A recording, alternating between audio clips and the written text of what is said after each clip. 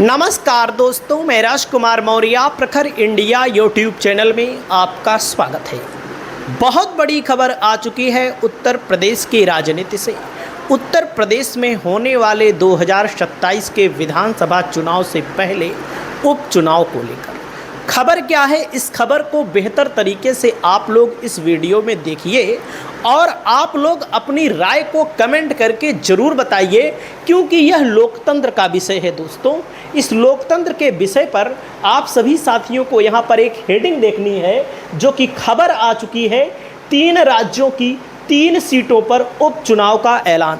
दोस्तों, 3 राज्यों की 3 विधानसभा सीटों पर उपचुनाव का ऐलान हो गया है। जब 3 राज्यों की 3 सीटों पर उपचुनाव का ऐलान हुआ है, तो जाहिर सी बात है कि मुख्य चुनाव आयुक्त हैं ज्ञानेश कुमार, जिनके द्वारा विधानसभा और राज्यसभा और लोकसभा के चुनाव का ऐलान होता है। तो जाहिर सी बात है कि ज्ञानेश कुमार ने ही उपचुनाव का ऐलान 3 राज्यों की 3 विधानसभा सीटों पर किया होगा। लेकिन क्या ज्ञानेश कुमार उत्तर प्रदेश में होने वाले 3 विधानसभा सीटों पर उपचुनाव जो होना है उसको भूल गए, कि भारतीय जनता पार्टी के दबाव में इन्होंने उपचुनाव कराना उचित नहीं समझा? क्योंकि आमतौर पर दोस्तों, जब उपचुनाव का ऐलान होता है या तो किसी राज्य में विधानसभा का चुनाव होता है तो उसी के साथ करा दिया जाता है, या फिर किसी राज्य में दोस्तों उपचुनाव का ऐलान होता है तो पूरे भारत में जो सीटें खाली होती हैं लोकसभा व विधानसभा की साथ में कराया जाता है। तो यहाँ पर मुख्य चुनाव आयुक्त ज्ञानेश कुमार ने तो 3 राज्यों की 3 सीटों को लिए ऐलान कर दिया, लेकिन उत्तर प्रदेश की 3 सीटों पर उपचुनाव का ऐलान क्यों नहीं हुआ, उसको आप सभी साथियों को कमेंट करके बताना है। और मैं आप सभी साथियों को पूरी जानकारी दे रहा हूं अपनी तरफ से। देख सकते हैं, बिहार, एमपी और गुजरात की 3 विधानसभा सीटों पर उपचुनाव का ऐलान। 30 जुलाई को वोटिंग होगी, 3 अगस्त को नतीजे आएंगे। दोस्तों, उम्मीदवार 13 जुलाई तक अपना नामांकन दाखिल कर सकते हैं। इसके बाद 14 जुलाई को इन नामांकन पत्रों की जांच की जाएगी। अगर कोई उम्मीदवार अपना नाम वापस लेना चाहता है तो 16 जुलाई तक ऐसा कर सकता है। 30 जुलाई को दोस्तों वोट पड़ेगा और 3 अगस्त को नतीजा आएगा। यूपी की एक सीट है घोसी, जहां पर सुधाकर सिंह थे विधायक, जिनका निधन हो गया। अब आप सोचिए, यहाँ पर लोकसभा के चुनाव में बीजेपी लगभग 45,000 वोटों से पीछे थी। अब आप समझिएगा, यहाँ पर एक बार उपचुनाव हुआ था, दारा सिंह चौहान सपा से जीते थे, उन्होंने इस्तीफा दिया था, बीजेपी के साथ चले गए थे। सपा से वे 18,000 से जीते थे, 20,000 से। लेकिन जब समाजवादी पार्टी के लोगों ने अपनी ताकत लगाई, सुधाकर सिंह यहाँ पर चुनाव लड़े, तो बीजेपी के लोग यहाँ पर 50,000 वोटों से चुनाव हार गए। तो दोस्तों, यहाँ पर लोकसभा के चुनाव में करीब 40,000 वोटों से सपा आगे थी। तो इसलिए घोसी की सीट पर उपचुनाव कराने से वर्तमान की सरकार डर रही है, और वर्तमान के जो मुख्य चुनाव आयुक्त हैं वो भी कहीं ना कहीं बीजेपी के इशारे पर काम कर रहे हैं, ऐसा समाजवादी पार्टी के लोगों का कहना है। दोस्तों, दुगधी विधानसभा सोनभद्र जिले की विधानसभा सीट है। सोनभद्र लोकसभा सीट का नाम है रॉबर्टसन कच। इस विधानसभा सीट पर भी दोस्तों एक बार उपचुनाव हुआ था, क्योंकि यहाँ के बीजेपी के विधायक के ऊपर रेप का आरोप था। फिर वे दोषी हो गए, उनकी सदस्यता चली गई, और लोकसभा का जब चुनाव हुआ तो उसी के साथ दोस्तों उपचुनाव हुआ था। यहाँ पर विजय सिंह गौड़ समाजवादी पार्टी से चुनाव जीते थे, और लोकसभा के चुनाव में भी इस सीट पर सपा तो जीती ही थी, और विधानसभा में सपा ने लीड ले ली थी, और विधानसभा चुनाव भी समाजवादी पार्टी ने जीत लिया था। तो दोस्तों, इस सीट पर बीजेपी को भी हार का डर है, इसलिए उपचुनाव नहीं कराया जा रहा है, ऐसा सपा के लोगों का कहना है। बरेली जिले की फरीदपुर विधानसभा सीट है दोस्तों। यहाँ पर बीजेपी के ही विधायक प्रोफेसर श्याम बिहारी लाल जी थे। फरीदपुर सुरक्षित विधानसभा सीट है, 2022 में 2,500-3 हज़ार वोटों से जीते थे।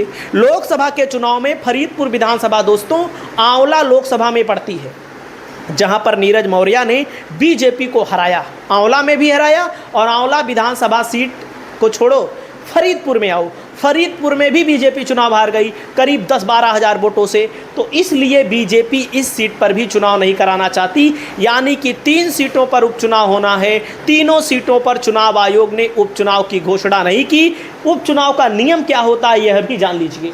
उपचुनाव का नियम होता है, भारत निर्वाचन आयोग की नियमावली के तहत खाली होने के 6 महीने में उपचुनाव करा लेना चाहिए। जब सीट खाली हो तो 6 महीना, कितना समय बीता है वह भी आप देखिए। विधानसभा सीट पर कार्यकाल 6 महीने से ज़्यादा का बचा है तो उपचुनाव कराए जाते हैं। 6 महीने से ज़्यादा तो अभी भी बचा है। अब आप सोचिएगा, अभी भी 6 महीने से ज़्यादा कार्यकाल बचा है। दोस्तों, जनप्रतिनिधि कानून की धारा 151 के मुताबिक खाली सीट होने पर चुनाव आयोग को 6 महीने के अंदर चुनाव कराना चाहिए जब सीट खाली हो। कब खाली हुई है इसको भी आप लोग देख लीजिए। वहीं पर उसके पहले जान लीजिए, सपा के प्रवक्ता ने कहा है कि भाजपा को अभी से हार का डर सताने लगा है, इसीलिए वह उपचुनाव नहीं कराना चाहती। दरअसल पीडीए की बढ़ती ताकत से भाजपा परेशान है। उसे पता है कि अभी चुनाव कराया तो सारे साम दाम दंड भेद यहाँ पर जीत नहीं पाएंगे, इसलिए ये कोई मुस्लिम बाहुल्य इलाका तो है नहीं कि मुस्लिम इलाके में तमाम पुलिस फोर्स तैनात हो जाएगी और फटाक से चुनाव जीत लेंगे। ये सब हिंदू बाहुल्य इलाका है, बैकवर्ड बाहुल्य इलाका है। यहाँ पर हिंदू वोट देंगे बड़ी पैमाने पर, हर एक विधानसभा सीट पर, मतलब मुस्लिम भी हैं लेकिन बड़े पैमाने पर जहाँ होते हैं वहाँ पर पुलिस लगा के रोकना आसान होता है। यहाँ पर दोस्तों बैकवर्ड आबादी ज़्यादा है, ओबीसी आबादी, हिंदू आबादी ज़्यादा है। तो यहाँ पर सभा विधायक ने कहा है दोस्तों, अब यहाँ देखिए 20 नवंबर 2025 को निधन हुआ था। अब आप सोचिए, नवंबर बीता, दिसंबर बीता, जनवरी, फरवरी, मार्च, अप्रैल, मई, जून, अब आप सोच लीजिए लगभग 8 महीना हो गया। उपचुनाव की कोई आशंका नहीं। 6 महीने में चुनाव कराया जाना चाहिए। घोसी सीट पर 8 महीना बीत गया लेकिन उपचुनाव का कोई नामो निशान नहीं है। यहाँ पर घोसी में दारा सिंह चौहान जब भाजपा से लड़े तो 81,000 वोट पाए, समझ रहे हैं, 2022 के चुनाव की 23 में। और सपा से सुधाकर सिंह 1,24,000 वोट पाए। जब दारा सिंह चौहान यहाँ पर दोस्तों सपा से लड़े तो 1,08,000 वोट पाए थे, भाजपा से 81,000। आप देख लीजिए यहाँ पर। अब घोसी में दोस्तों ये लोग बेचारे तैयारी कर रहे हैं। सपा की तरफ से महेंद्र चौहान, महेंद्र यादव, सुजीत सिंह, विजय राजभर, बीजेपी की तरफ से मनोज राय, और यहाँ पर दोस्तों अजय जायसवाल। यहाँ पर दोस्तों घोसी सीट पर मुस्लिम 20-21% है, बस बहुत ज़्यादा नहीं है। दलित यहाँ पर ज़्यादा हैं, यादव ठीक ठाक हैं, राजभर ही हैं, चौहान हैं, तब भी बीजेपी नहीं करा रही है। दुग्धी विधानसभा में निधन हुआ था 8 जनवरी को। जनवरी, फरवरी, मार्च, अप्रैल, मई, जून, जनवरी, फरवरी, मार्च, अप्रैल, मई, जून, मतलब 6 महीना पूरा हो गया मान लीजिए आप लोग। यहाँ पर भी दुग्धी विधानसभा सीट पर भी चुनाव नहीं कराया जा रहा है दोस्तों। वहीं पर आप आ जाइए यहाँ पर अगला,